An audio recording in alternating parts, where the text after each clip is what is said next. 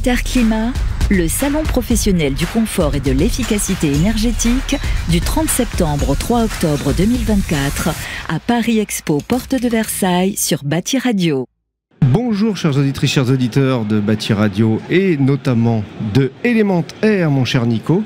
Ravi de vous retrouver, on a passé quelques instants hier ensemble, on va en passer aujourd'hui encore quelques instants et on va parler notamment de la qualité d'air, mais notamment le point de vue des ingénieurs et surtout quel travail les ingénieurs font et ils n'arrêtent pas. Et généralement, la réflexion nous amène relativement loin, mais pour après avoir des systèmes qui soient préservants et avoir, je dirais, une considération de notre vie dans les bâtiments, quels qu'ils soient, tertiaires industriels notamment, et au travers aujourd'hui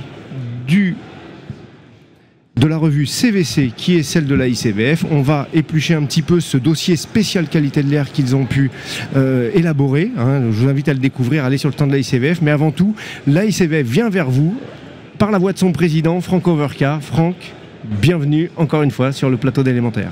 Merci Nicolas, bonjour à toutes et à tous. Donc Franck Overcar, président de la ICVF. Et effectivement, Nicolas vous a montré le hors-série spécial pour Interclimat, qui regroupe les articles les plus lus et qui ont fait le plus de clics sur notre site. Donc vous pouvez le retrouver en format papier sur le salon et sinon sur notre site internet vous pourrez le lire en version PDF. Alors on va pas le lire nous, mais on va... j'espère que si, tu l'as lu, il y a que 272 pages. Voilà, mais tu m'as dit déjà que j'avais fait plein d'annotations dessus et que tu vois... je suis ravi de voir que tu l'as lu. Voilà, j'ai essayé de faire ce qu'il fallait par rapport à ça, parce que la première des choses pour pouvoir bien agir, c'est de s'informer, bien évidemment. Alors Franck, quelques petits chapitres et quelques parties très intéressantes dans cette revue spéciale du salon du Mondial du bâtiment, notamment par la ICVF. Alors, première question, pourquoi une approche européenne unifiée de la QAI est essentielle pour notre santé et la santé publique ? Elle est essentielle et elle existe déjà. J'en veux pour preuve les normes qui ont été travaillées à partir de travaux d'Olifanger sur l'approche statistique de perception de la qualité de l'ambiance intérieure au-delà de la qualité d'air. J'en veux pour preuve l'invention par M. Misnard, il y a plus de 100 ans, du thermomètre de température opérative. Il a fallu 100 ans pour que ça rentre dans les mœurs, mais on espère que d'autres innovations mettront moins de 100 ans pour être utilisées dans le domaine de l'industrie. Mais oui, on est sur ces sujets de perception du confort qui sont indispensables. On ne peut pas parler de maîtrise d'énergie sans se préoccuper de la qualité d'ambiance intérieure et de la perception de cette qualité par les occupants, qu'ils soient dans leur maison ou dans leur résidence ou dans leur bureau. Parce que, encore une fois, on y passe beaucoup de temps. 80% de notre temps est passé dans les espaces clos. Et ça progresse. Et si on rajoutait les véhicules, on peut en parler, les véhicules. On peut en parler parce qu'on va rouler à 50 km/h sur le périph', donc on va peut-être passer plus de temps dans le véhicule, c'est ça, non ? Je ne parlerai pas de l'EPT dans les véhicules car je ne la connais pas, ni celle dans les avions.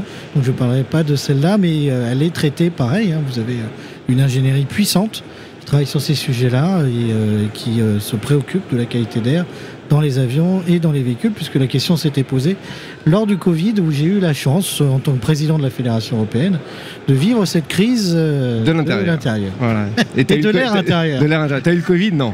Oui, 2 fois. Ah, 2 fois, pareil. Top là. Pour les avions, pour savoir un petit peu ce qui se passe en qualité de l'air dans un avion, c'est assez particulier. C'est pas comme dans nos lieux de vie, dans les bâtiments. L'air est renouvelé toutes les 9 secondes. Il faut quand même le savoir. C'est d'autres systèmes extrêmement performants et l'approche est à peu près la même, mais la technicité est extrêmement complexe. Alors, par rapport justement à cette santé publique, on la comprend bien. On va avoir suffisamment d'air dans nos bâtiments pour diluer, apport d'air neuf et une dilution suffisante pour réduire la charge virale. Alors, c'est extrêmement important. Oui, alors je t'arrête tout de suite. Attention, l'air à l'extérieur n'est pas toujours neuf. Ah, ça dépend où on est. Ça dépend où on est. Mais quand on le renouvelle à l'intérieur, on amène du neuf. Si vous voulez, les travaux qu'on a pu mener sur les problématiques de diffusion de la charge virale nous ont amené, avec l'Organisation mondiale de la santé et tous les experts pas seulement de REVA, mais de l'HRAE, de nos collègues australiens. Et je ne peux pas m'empêcher de citer ici la professeure Lydia Moravska, qui est une Australienne, qui a été vraiment extrêmement importante dans la diffusion de ces travaux. Ce que j'en ai compris, car je ne suis pas moi-même expert du sujet, j'ai eu l'honneur de diriger la fédération, mais je me prévaudrais bien de dire que je suis expert. Ce que j'en ai compris, c'est qu'effectivement, pour diminuer la charge virale, ça dépend du taux de contamination de la population à l'instant T, ça va dépendre du taux de ventilation et de renouvellement d'air, et ça va dépendre du nombre d'occupants dans la pièce, puisque c'est des équations. Si ma mémoire est bonne, c'est basé sur les équations de Rayleigh qui ont été développées. Exact. Qui ont été développées. Et je dis tout ça sans outil sèche, contrairement à moi en ce moment même. Non, quand même, j'en connais un petit peu. Ces équations ont été développées au départ pour les charges virales grippales, parce que c'est un virus également. Et du coup, elles ont été développées et déclinées pour travailler sur le Covid. Ce qui a donné le guide de REVA pour le sujet de la ventilation post-Covid, le guide de l'OMS, et également une norme américaine qui, elle, intègre en plus, alors après ça peut se discuter, tous les équipements de destruction des charges virales, c'est-à-dire les équipements de filtration, d'UV, et j'en passe. De purification qui sont associés. Qui sont associés, absolument. Ouais, parce que les Américains sont quand même aussi assez en avance sur le sujet, notamment quand on va réfléchir sur des sujets dans nos lieux fermés, il faut savoir qu'on a des pertes de capacité cognitive forte, on a une atteinte aux capacités cognitives qui sont fortes à partir du moment où le confinement grandit, et notamment des sources de polluants et le source de CO2 qui sont assez forts. Tu cites un autre sujet qui n'a rien à voir avec la charge virale, mais qui est cette fois-ci la charge en polluants, dont le principal est le CO2, et effectivement tous les travaux, notamment de Pavel Vargovsky, Francis Allard, Arsène Melikov. Il y a un article de Francis justement dans le livre. Francis, si tu nous écoutes. On a un super labo à La Rochelle, on a le CEREMA avec d'excellentes chercheuses, le CETIAT, je ne vais pas les citer toutes, Valérie Leprince, Laure Moradian, voilà, des gens, on a d'excellents experts. Et j'ai oublié qu'ils m'excusent, les chercheurs du labo du LOCI de La Rochelle, mais voilà, on a d'excellents experts en France. Qui sont sur le salon, on peut en croiser quelques-uns qui sont là tous les jours. Ils sont là tous les jours, et tous ces experts qui ont travaillé dans ces travaux de normalisation européenne, qui ont travaillé, je ne peux pas ne pas citer le programme TAIL, qui est un programme européen dans lequel travaillaient le CSTB et Pavel Vargovsky de l'Université du Danemark, qui ont mis au point un système d'indicateurs de performance de qualité d'ambiance intérieure, tels comme température, qualité de lumière, qualité d'éclairage, indicateurs de performance de la vitesse d'air, donc température, air et lumière, et j'en oublie un, mais je ne suis pas expert. Air, lumière, le bruit. Le bruit, l'acoustique. L'acoustique. Merci. Bah oui, il y a tellement de bruit ici qu'on l'oublie. On l'oublie. Alors, par rapport à ça, mon cher Franck, au niveau des travaux de la ICVF, parce que c'est repris aussi dans la revue, on a aussi un excellent article du docteur Fabien Schinazi, qui était sur le plateau hier d'ailleurs, et qui revient un petit peu sur les polluants qu'on va retrouver dans les bâtiments. Ce travail par les ingénieurs par les membres et les ingénieurs de la ICVF, c'est pas quelque chose qui date d'hier. Non, c'est ce que je disais, c'est que c'est un travail qui a été, qui a au moins plus de 40 ans, qui s'est développé, qui a fait l'objet de travaux au niveau de REVA, qui a édité un nombre de guides importants, qui est repris par nos collègues américains, nos collègues indiens. Je ne peux pas ne pas les citer, parce que nos collègues indiens ont établi un guide de la qualité d'air intérieur sur la base des travaux américains et européens, et c'est presque, je dirais, le guide de référence de la qualité d'air aujourd'hui. Si vous cherchez une norme et un guide de référence avec des valeurs, des seuils, vous prenez le guide ISHRAE, le guide indien, qui est très très bien fait. Bah surtout quand on pense à l'impact de la qualité de l'air, qu'elle soit extérieure déjà sur les pays, sur les villes indiennes, c'est colossal. Alors voilà, justement, les Indiens, eux, savent pertinemment que l'air extérieur n'est pas neuf. Oui, et surtout, si on reprend, l'air n'est pas neuf d'une part, et si on reprend un petit peu quelques chiffres, il y a sur les 50 villes les plus polluées au monde, il y en a 50 en Asie. Oui, absolument. Et donc c'est pour ça qu'ils New Delhi qui malheureusement. C'est pour ça qu'ils ont beaucoup travaillé sur ces notions de qualité d'air intérieur, de filtration, mais pas seulement. Tu vois, par exemple, je travaillais quelques années à Munich. À Munich, tu ne peux pas faire de bâtiment de bureau sans traiter la filtration de l'air intérieur. Et donc, il y a des prescriptions dans l'équivalent du PLU sur le niveau de filtration qu'il faut mettre en place entre l'air extérieur et l'air neuf. Est-ce que ça va venir chez nous, ce genre de prise en compte ? Je n'en sais rien, je ne suis pas réglementaire. Sans être réglementaire, est-ce que ce serait une bonne chose ? Ce qui est certain, c'est Ou une voie à explorer. Voilà, ce qui est certain, c'est que c'est quelque chose dont il faut tenir compte, parce que ça touche la santé de nos concitoyens. On le disait tout à l'heure, qui passent 80% de leur temps dans des milieux intérieurs. Donc il faut en tenir compte. Il n'y a pas de solution miracle. Et il est vrai que la réglementation qui date de 80 en France, 82, pardon, merci Nicolas, ça serait peut-être temps de la réviser. Rafraîchir. Et pour tenir compte de cela, de la réfléchir. Oui. La rafraîchir avec de l'air neuf aussi. Oui. Avec de l'air neuf. Ça se peut. Pour toujours parler justement, on est quand même. C'est vrai que ça nous a marqué ces années passées. Quand on est sorti la dernière édition du Mondial du bâtiment, on sortait de la crise Covid. On était tous contents de se retrouver énormément. Mais je suis toujours aussi content de te retrouver. Ben, je sais bien, moi également. Mais on nous entend pas, on peut le dire qu'on s'aime bien. Non, l'impact de la crise sanitaire justement sur la réglementation et les installations de ventilation, le CEREMA, tu en parlais tout à l'heure, il y a quand même quelques points qui ressortent, je les prendrai ici rapidement, parce que tout ça, ça nous a appris beaucoup de choses, et le fait d'apprendre, ça nous a fait évoluer. Évaluation annuelle des moyens de ventilation. Oui, et ça c'est important. C'est extrêmement important, et puis je crois aussi beaucoup aux solutions d'effet équivalent, alors pas telles qu'elles existent aujourd'hui dans la réglementation, mais le principe en était très bon, permettre à des nouvelles technologies d'être testées, utilisées, éprouvées. On a beaucoup travaillé sur des techniques typiquement l'insufflation. Voilà, allons-y et testons, éprouvons. Il y a eu toute une réglementation permettant les tests. Aujourd'hui, c'est rentré dans la norme.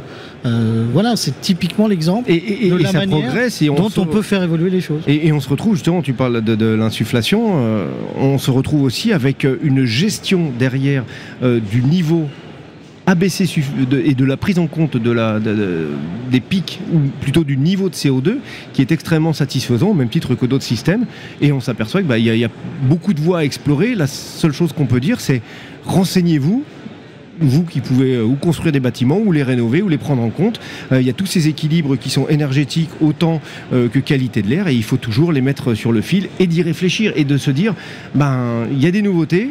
Je les connais peut-être pas, mais quelques clics sur Internet, tu disais tout à l'heure les clics pour la revue sur le CDC, site de l'AICV. Mais surtout on se retrouve avec des clics qui vont permettre, on n'a jamais eu autant l'occasion d'avoir accès à énormément d'informations. Absolument. Alors attention aussi au syndrome ChatGPT. C'est pas parce que vous tapez sur ChatGPT que vous êtes ingénieur. Non, donc, ça c'est clair. Non mais attention. On peut être ingénu mais pas un génie. J'insiste parce que en gros tout cela est complexe. C'est pas compliqué mais c'est complexe. Il faut des experts qui maîtrisent cette complexité, qui vous permettent de la gérer opération par opération. Il n'y a pas de solution. Il n'y a pas de solution toute faite. La ventilation naturelle a ses avantages, mais elle a ses inconvénients en milieu urbain. On en parle beaucoup pour le rafraîchissement, par exemple. Mais faire de la ventilation naturelle nocturne en milieu urbain, quand il n'y a pas de delta de température entre le jour et la nuit, il n'y a pas d'air qui circule déjà. Ça marche pas forcément. Et qui plus est dans un milieu urbain où l'air est pollué, plus qu'il ne peut l'être en milieu rural. Ça pose question. Donc, tu vois, par exemple, je discutais sur le bâtiment 22-26. Donc, j'ai pu visiter un des premiers exemplaires de bureaux en Autriche.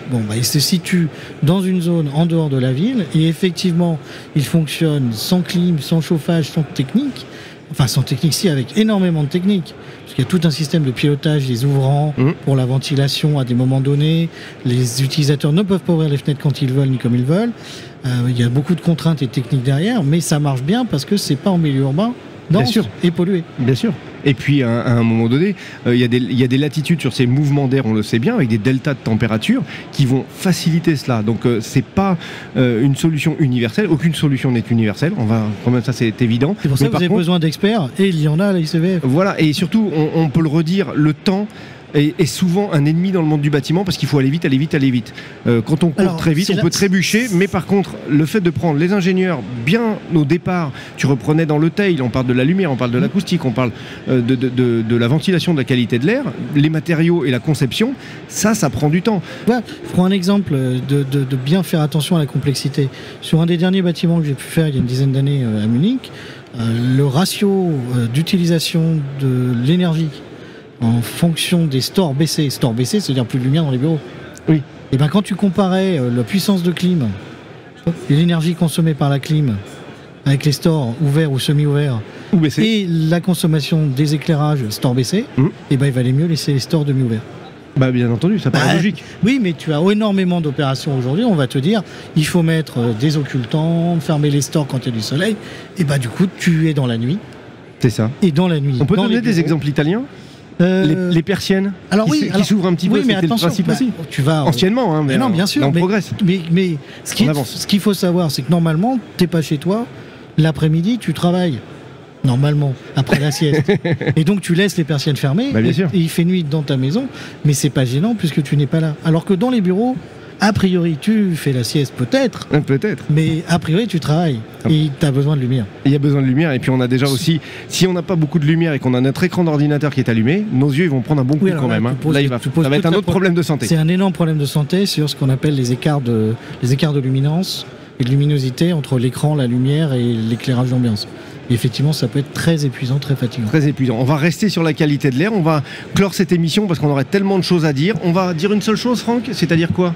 Je te laisse le représenter. Alors, bah oui, venez. Je te fais bosser là, ça est à toi. Mais je t'en remercie. Venez sur le nouveau site de l'AICVF. Vous y trouverez le hors-série. Et n'oubliez pas notre congrès le 13 juin 2025 à La Rochelle. À La Rochelle. Ah, ça me rappelle quelque chose là. Oui. Très bien. Merci beaucoup, mon cher Franck. Au plaisir de se revoir. Au plaisir de se croiser aussi sur ce magnifique salon ici d'Interclimat et puis le Mondial du bâtiment.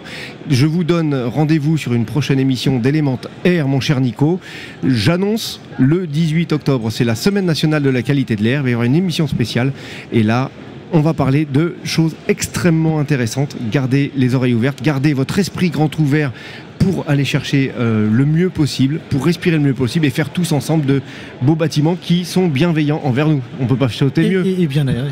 Et bien aérés. Merci Franck, merci à bientôt. Merci à toutes et à tous.